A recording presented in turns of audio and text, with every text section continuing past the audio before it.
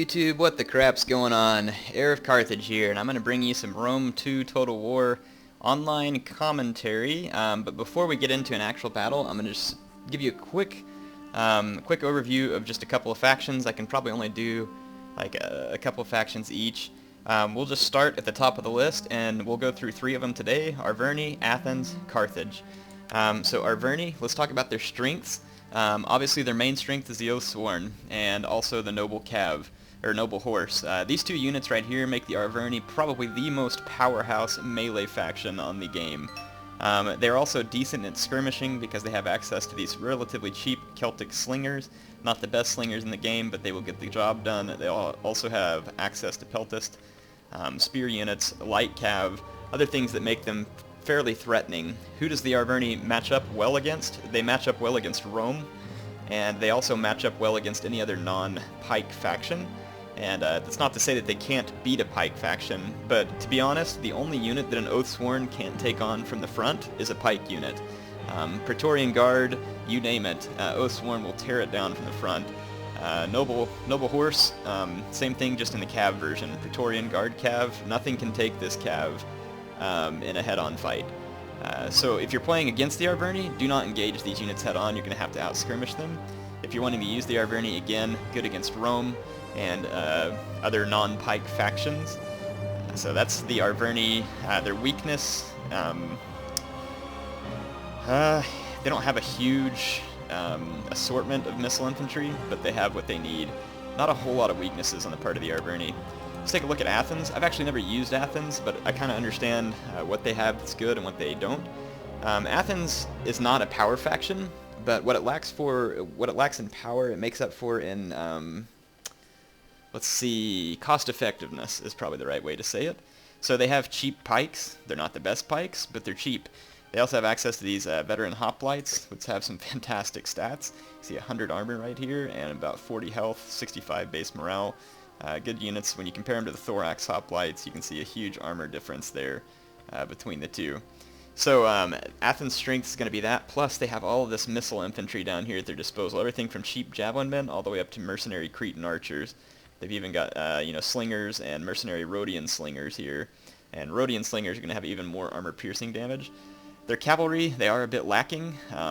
In terms of melee cav, all they have is citizen cav. But they do have these Hippeus Lancers, which is a shot cav. It's not a bad cav unit, but don't expect to be going out winning any cav frays against a faction like Rome or Arverni or Icini, or pretty much anybody for that matter. The only people you could expect to beat in a cav fight may be like, let's see, Sparta, Carthage. You could probably beat them in a cav fight, assuming that Carthage wasn't using elephants. In any case, that's Athens, so cost effectiveness is the main benefit of Athens, not a power faction, just by unit strength. Carthage, originally I was saying Carthage is a crap faction. They are kind of a crap faction, but not really. So Carthage is very similar to Athens in the sense that they have lots of cost-effective units. They're cost-effective pike infantry here, the African pikes. As far as medium pikes go, these are probably some of the best in the game. They also have access to pretty stout swords here in the Libyan infantry. And then they have access to some cheap mercenary units here. And then the most important mercenary unit is probably this one here, the mercenary Iberian cav. Not because it's particularly highly effective against other cav, it's just that it's relatively cheap, you can field quite a bit of it, it's perfectly capable of taking out skirmishers or doing a quick rear charge on enemies. Also, one of Carthage's main strengths is right here in the mercenary Balearic slingers. These guys are brutal, as you saw in that last video. They are definitely a strength of Carthage. Also, war elephants. War elephants are not like an end-all in this game. If they get patched, they may be even stronger. But right now, they don't really plow through stuff like they did in Rome 1. They damage stuff badly, don't get me wrong, but they don't have the pull-through or punch-through power like they had on Rome 1. So, but they are a power that Carthage can use at their disposal. Be careful though, because elephants are easily dealt with by enemy missile units. So if you come with elephants, make sure that you're going to be able to take care of the enemy missiles. That's pretty much it for Carthage. One other thing of note is these sacred bands. These are extremely high armor hoplites, and they can be used to push into pike infantry and potentially win a fight that way. So there's no guarantee. Depends on how your opponent fields his pikes and if he knows how to counter that move. So that's Carthage. I said that's all we'll do. I'll just run through a few more of these here. Epirus. So Epirus' main strength is going to be in the Hellenic Royal Guard and the Aspis Companion Cavalry, which is a melee cav unit, which is right here. The Aspis Companion Cav is insanely powerful. I'm not sure what wins between this and a Gallic Noble. Let's see, the stats on that one was 59, 55, 90 health, 90 armor. Let's see, Gallic Noble. Yeah, so the Aspis Companion must be the strongest cav unit in the game, so I got that wrong earlier. It looks like the Aspis Companion Cav is definitely ridiculously strong. For only 20 more denarii than Gallic Horse, that's incredible. And so that's some of the balancing that still needs to be done in this game, is like denarii for what you actually get out of the units isn't really balanced, but it doesn't mean that the gameplay is not fun, because it is. I've played lots of multiplayer battles in this game, and I actually find it to be pretty fun, but you have to understand the current state of the game in order for it to be that way. Epirus has access to a lot of different units here, Rhodian Slingers, cheaper Slingers, Javelin Men. Epirus is definitely a powerful faction, one to be cautioned against if you're taking a faction like Athens or Carthage. That would be a tough win. So be aware of that. They also have these mercenary African elephants, so don't underestimate Epirus. Definitely one of the powerful factions in the game. Icini. So the Icini, whatever you do, I'm going to give you some advice right now. Don't bring chariots. They're bugged, broken, whatever you want to call it. They're not working. Chariots are worthless. I sent like a unit of chariots into a bunch of Praetorian cav and didn't get one kill. All of my chariots got flattened. Don't use chariots until they get fixed. So I can't tell you anything about chariots, and this may change the way the Iceni balance if they fix the chariots. So the Iceni are very similar to the Arverni, but the Arverni are just a little bit stronger in a head-to-head punch. What I like about the Iceni is that they have these ambushers which can deploy anywhere on the field, and they also have some cheap spear units which make it easy to defend slingers. Also, they have cheap scout riders. These scout riders right here are cheap and effective at chasing off enemy skirmishers. So basically you can have a few of these heroic riders which are similar to noble cav, and then a couple of these scout riders to sneak out of the woods and go after enemy skirmishers when they least expect it. Iceni are good against Rome and other non-pike factions. If you're going to use them against the Arverni or something, you're going to have to weaken up the Arverni a little, because the Oathsworn will cut through these heroic nobles, so be careful of that. I forgot to tell you some of these other factions. So Athens is one of those factions that's good depending on how you use it, so I'm not going to tell you who they are good or not good against, because remember, they're one of those factions that just has the versatility. Same thing with Carthage. It's a versatile faction. You have to know how to use it well. Epirus is going to be good against Rome, assuming that you can keep the Romans in check from outflanking you. Hellenic Royal Guard would have no problem putting down Roman infantry all the way up to their best. Plus the Aspis Companion Cav can beat Praetorian Cav, so something to be aware of there. Let's talk about Macedon. Macedon's actually very similar to Epirus, except probably even better, because they have this Royal Peltis unit, which is insanely good. It's kind of a melee unit, but kind of a skirmish unit. They have foot companions, which are about the equivalent of Hellenic Royal Guard. They have shield bearer hoplites, which are also ridiculously good. And then they have a lot of pike infantry, all the way up to foot companions, and of course medium pikes and everything. They have a ton of different skirmisher units, including these mercenary Thracians, who have some devastating attack for Peltis. Rhodian slingers, cheaper slingers, archers, you name it, they have it. They have Companion Cav for Shock Cav. They have Thessalian Cav. They've even got Aspis Companion Cav down here again. So Macedon is probably the most powerful faction in the game at the moment. If you know how to use them, they have lots of good units. The only thing that they really lack is like a really tough sword unit. They have these Thorax Swordsmen, which are kind of medium sword units. But, I mean, there's other units that kind of make up for that, like this Royal Peltist, or, Shield Bearers are also really good. 100 armor hoplite unit. So Macedon is good against just about any faction if you use them right. So be careful of Macedon. Parthia. I don't know a lot about Parthia yet, but their real strength lays in their foot missiles and your ability to protect them with lots of cataphracts. Cataphracts are shock cav. They're not going to beat cav like noble cav in a head-to-head fight. However, the thing is, as Parthia, you would be expecting you're going to bring more of these cav units than your opponent. Parthia kind of has to come cav heavy. Its infantry is not very good, and you don't want to rely on it. You could bring a few of these swords, but again, don't rely on their... they're not bad, but be careful of them.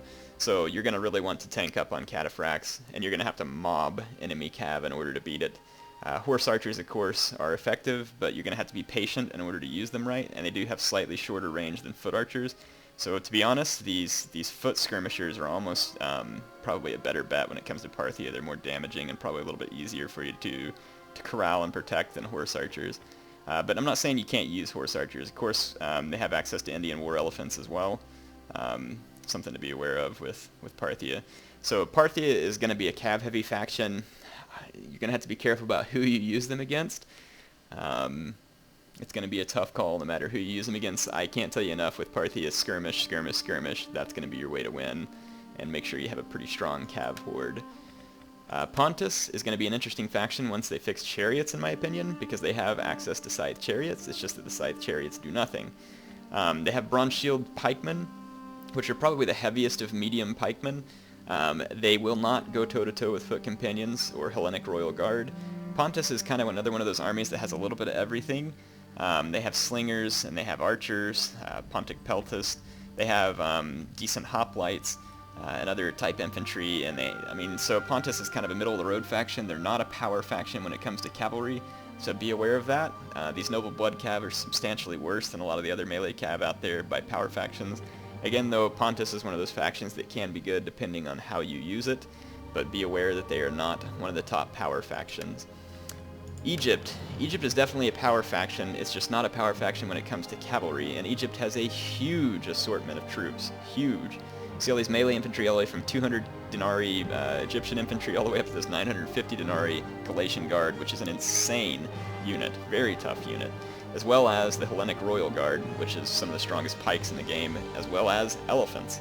These guys have access to just about everything. Again, their main weakness is going to be in melee cavalry, because all they have is the citizen cav, and then in terms of shot cav, that's going to be where their better cav is at, and I believe it's the Ptolemaic cav. I jumped over it. There's their chariots right here. Ptolemaic cav is probably the best cav unit they can field. Just be aware that shot cavalry has less defense than melee cav, so they will do alright on a charge, but it's going to turn around pretty quick. And just be aware of that with Egypt. Egypt does have access to camel archers, and again, scythe chariots if chariots were working, which they're not. But you can see here that they do have access to a lot of skirmishers. Egypt is definitely a faction to be reckoned with, especially in the infantry department, so be particularly careful of that. Do not underestimate Galatian Royal Guards or Hellenic Royal Guard. Alright, Rome. Rome is kind of a great all-around faction. They're good at just about everything, and they have just a little bit of everything except for pike infantry. I keep saying these factions are good against Rome. Well, again, that depends on how the Roman player plays. Look at all this melee infantry that Rome has access to. Cohorts of every cost, and every cost that you can imagine. And everything starting here with the first cohort up. Those 4 units from here to here have a aura, like a morale aura, so they can boost the morale of your men. So you don't necessarily just have to spam Praetorian Guards. You can take a cheaper unit like these Armored Legionnaires or even Veteran Legionnaires and then back them up with Praetorian Guard or first cohorts or whatever else. It saves you money to spend on skirmishers. Romans have access to good skirmishers. They have these auxiliary Syrian archers. If these guys get in the range of slingers, they will destroy them. But again, be careful, archers have shorter range than slingers and you can get skirmished pretty badly. They do have access to these auxiliary Balearic slingers though, which makes Rome once again a good all-around faction. They have access to Praetorian Cav, which is not the best in the game, but it's very good, and if used well, it can aid you. And then they have, I like this cheaper melee cav they have here too, because sometimes I'll bring one of these, get my opponent to focus on the Praetorian cav while I use the Equites to get a hold of his skirmishers or something. So Rome is a powerful faction. It's not overpowered by any means, because the Arverni or the Icini or the Suebi can all pretty much just walk right through Rome if you know what you're doing. So you do have to be careful when using Rome that you use proper tactics, because the barbarian factions are out to get you. If you can turn the flank of a pike army, Rome of course will destroy them. But again, the Aspis Companion Cav of Epirus and Macedon is stronger than Praetorian Cav. They do have access to mercenary elephants and a few other interesting units. So Rome is kind of another good all-around faction, but don't think that just because you pick Rome and spam Praetorians that you're going to win, because you're probably going to quickly be humbled. Alright, Sparta. So Sparta is terrible in terms of cavalry. But of course, as we would all expect, they have fantastic infantry. They have these Royal Spartans, and they also have Heroes of Sparta, which is a good unit. They also have access to Spartan pikemen, which for the cost are very good. You can spam a whole lot of these guys, and they are pretty effective. They've got access to slingers, archers, you name it. They've got all that in the missile department. So Sparta may not be your most mobile faction, but they are cost effective and they're dangerous because of the power of their infantry. So be aware of Sparta. If someone brings a lot of slingers and they can protect them with a ton of pikes and hoplites, you might be in trouble. Alright, the Suebi. So Suebi are similar to Icini and Arverni, except for they have these Berserkers. Berserkers are great units to throw in on sword-based armies or against Romans and stuff like that. But be aware that when you lose control of Berserkers, if you're playing against a pike faction and they walk up against the pikes, they're going to get massacred. So when using Berserkers against a pike faction, it's a risk. Make sure that you get them into the right position. Sword Masters are similar to Heroic Nobles or the Arverni Oathsworn. Probably not as good as Oathsworn, but they're good units. Again, they'll hack through Praetorian Guard and other type units, and it's mainly because of that weapon damage and charge. If you're playing against the Romans as the barbarians, make sure you get your charge bonus. You have to charge the Romans. The best thing about the Suebi is that they have the cheapest scout riders, so you can get cheap light cav to harass enemy skirmishers, which is fantastic. And their noble riders are not bad cav either.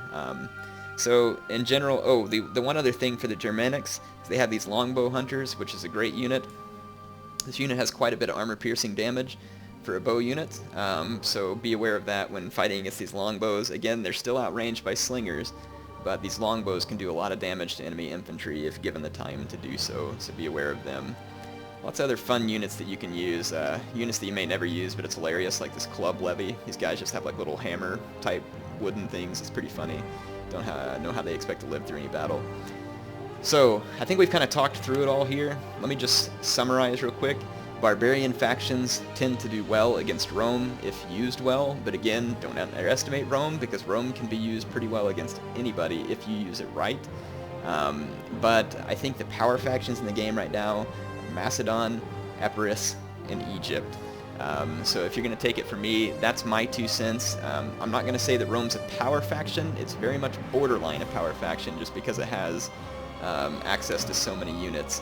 Utility factions would be Athens, Carthage, and Pontus. Sparta is going to be an infantry faction, as I discussed.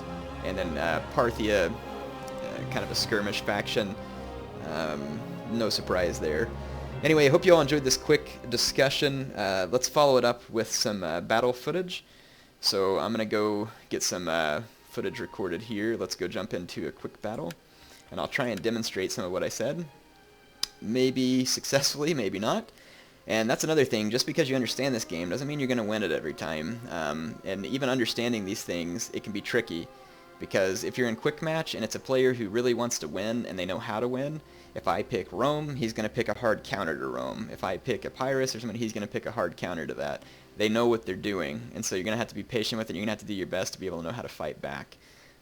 So I think the first thing is making sure you understand the factions, and of course these are the factions as they currently stand.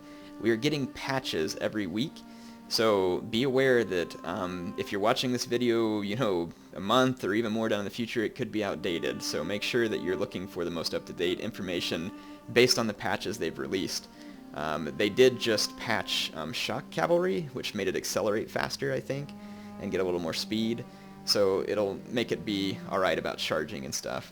So run the... Oh, the host left the game. Great. Let's see if we can find another one. So, looks like we got a match this time again. And what I will do is I will let my opponent pick an army, and then I will I'll try and pick a counter army to it. Go ahead and reset here, and hopefully my opponent doesn't ready up really quick. I'm going to keep an eye to make sure that if they ready up, I can quickly select forces. Hopefully we come from the sides of this map. Okay, he has picked Athens. And again, Athens is kind of an all-around faction. They do have pikes, though, and I'm not the best at picking apart pikes with a barbarian faction. So what I'm going to do is I'm going to come down here and pick a pretty hard counter to Athens, which is going to be Well, Macedon's one of them. So we'll pick Macedon. And then I'm going to bring a foot companion general. And I'm going to bring 2 more foot companions. And then I'm going to bring some thorax pikemen. Thorax pikemen ought to be just as good as Athenian pikemen. And then I'm going to bring 4 slingers. I'm going to bring some Aspis companion cav.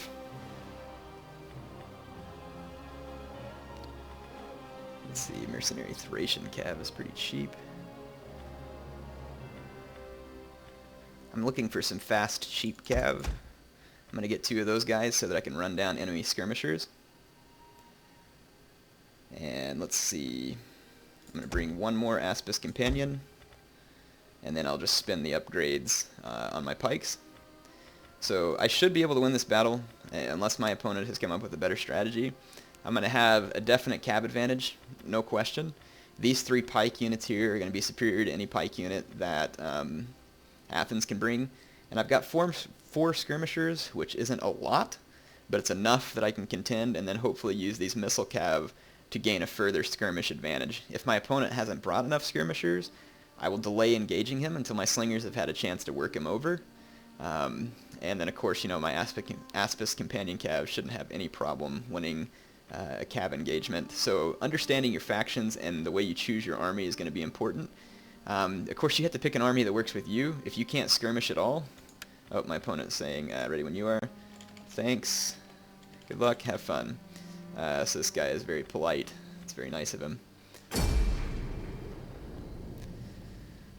Alright, so... And again, the skill level of the player you play against can affect the outcome. So just because you pick a faction that's a hard counter to another doesn't mean it's a guaranteed victory. It'll increase your chances of victory if you choose your army right and if you use it right. Of course, skill can make up for a lot of things. So I think army selection and knowledge is definitely part of the game, but it's not all of the game. So when it comes to 2 players of equal skill, though, if they played like at the exact same level, then yes, there could be some issues. Because there are certain factions that are just better at certain things than others. And I don't know that that's ever going to change. That's the way it was in Rome 1, and of course it usually just boiled down to how the player used that to his advantage. So I'm going to put a couple of Aspis cav on either flank. And I'm going to put... I'm actually going to keep my Thracian cav right here in the center. And then I need to remember my general is in my foot companions. He's right here. So my foot companions are on the right, which is a good place for them. I'm going to group up my slingers into one group, phalanx into another, or whoops, phalanx into another, and I'm going to leave my Aspis cav out of a group. Frame rates seem a little slow, but alright, he says good luck, have fun, say you too. And I think I'm ready to start the battle. And the reason I didn't put these guys in hard groups is because right now there's a glitch with hard groups where you guys might like cross over funny when you take them backwards, so be aware of that. Let's start the battle. See what my opponent has. He's got archers, which means that I'm going to have a range advantage unless he's brought other skirmishers that I'm unaware of.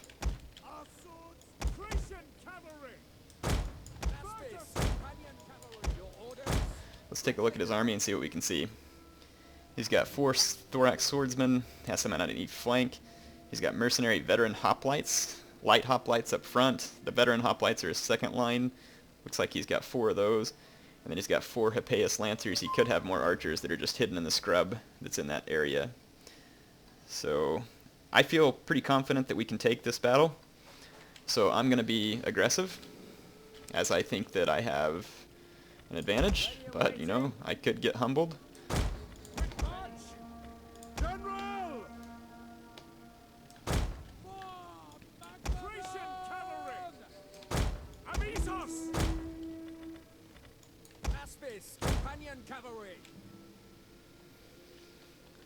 Alright. He's taking some of his veteran hoplites to the flank and placing his swords in the center. That's more dangerous for my cav, but it doesn't help him in the sense that my pikes can easily take his sword units on in a head-on engagement. My opponent does have a bit of an uphill advantage. Ooh, he's got some kind of artillery, I think. My Aspis are hidden now, so they should be safe, but I thought I saw a couple of scorpion bolts or something come flying. And scorpions can be dangerous to heavy cav. They have to have time to actually get enough hits, but they can be dangerous. I'm going to keep pushing up.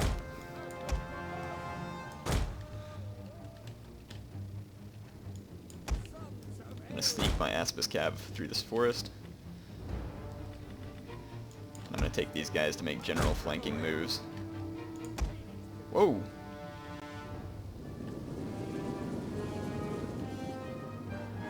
Is there something He must have something hidden somewhere, because my slings are getting hit with something. Oh, he's got it right here. It's kind of like a scorpion unit. Now, I need to back off.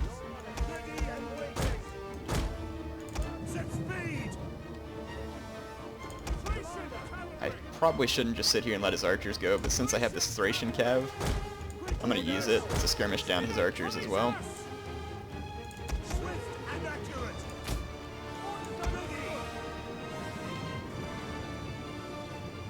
So I'm going to quickly get his archers out of the game. I'm doing this, you know, a lot sloppier than I really need to. But it's because I have skirmishers to spare and my opponent doesn't. My opponent just used rapid advance there too. And rapid advance is not going to be to his benefit because his guys are going to be exhausted as soon as it wears off. And this unit right here is getting, well, it was getting a few kills. It's not now. Target all our slingers on the one archer. Of course, if this were going to be a little closer, I'd want to be a little more careful about how I just approached that situation. I just took unnecessary losses, letting his archers actually get my slingers. If I were playing this more competitively, more seriously, I would have run my slingers back. There's just no real need for me to do that right here. Okay. My opponent's pushing his light hoplites forward, so I'm just going to back off behind my pike line. And he's definitely not going to want to assault my pike line with those light hoplites. It'll be absolute suicide. So I'm going to let him turn back around. He's probably going to assault me now because I have an advantage in skirmishing, and he's not going to want to just sit there and get picked apart. I'm going to keep my Apsis cav actually closer to my line so that it can support as needed.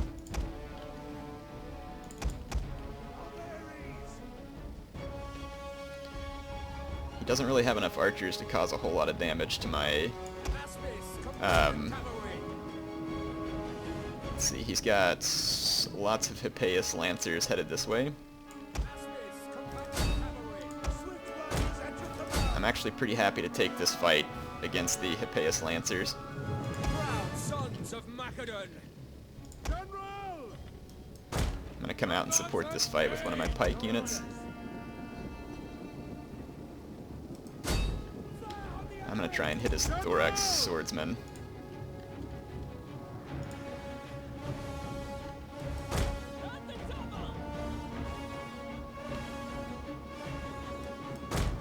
I really probably shouldn't be splitting up my pike lines like this.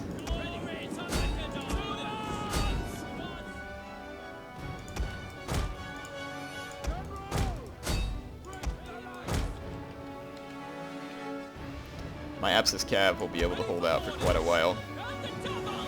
Alright, my opponent's pulling back from my pike line. That's honestly probably a good idea on his part. I'm letting my slingers eat up one of his sword units.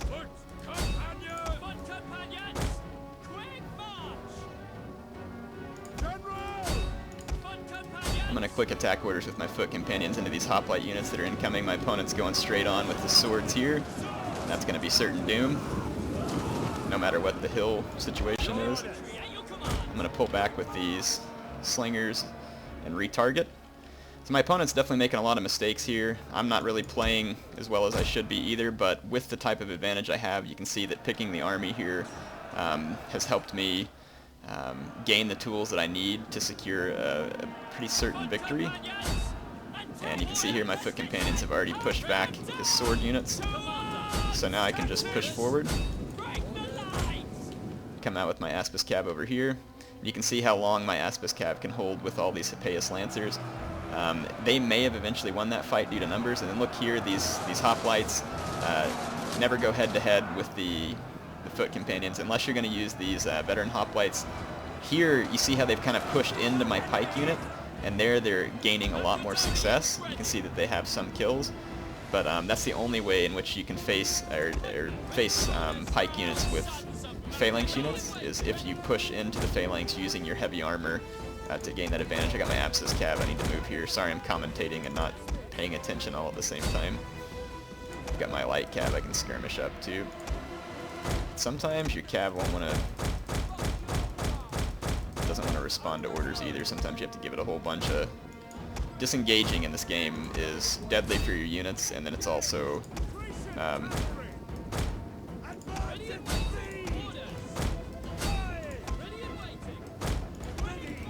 Okay, there we go.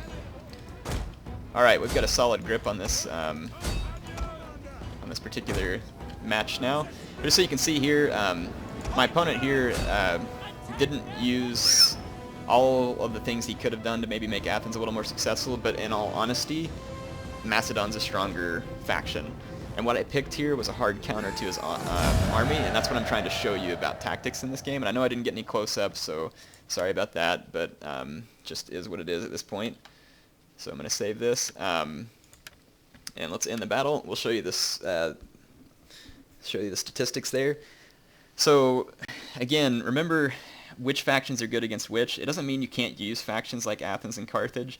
It just means that you have to use them better than your opponent uses their own army. Now, I was talking here, I didn't play this perfectly understandable, so my opponent had some opportunities to get a hold of me in ways that I shouldn't. So one thing that he shouldn't have done was he shouldn't have brought archers, or if he was going to bring archers, he should have brought more of them. The artillery, while it's an interesting idea, unless he's able to use it to defeat my Aspis Companion Cav, then it wasn't worth it.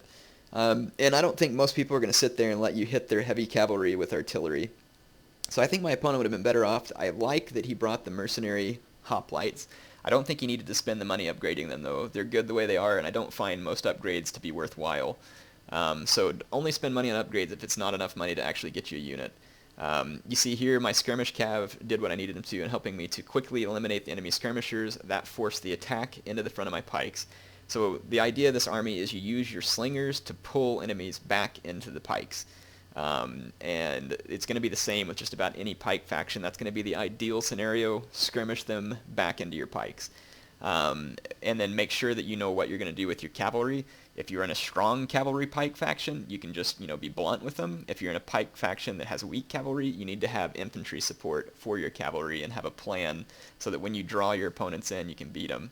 Anyway, hope you enjoyed this footage. Good game to my opponent. I'm not trying to be mean to my opponent. I'm just trying to show this to give you all some tactics. He played well. Again, I brought a hard counter to his army, and I've had a chance to practice with good players all day, so it's helped me to get to this point. I just want to pass that knowledge on to you all.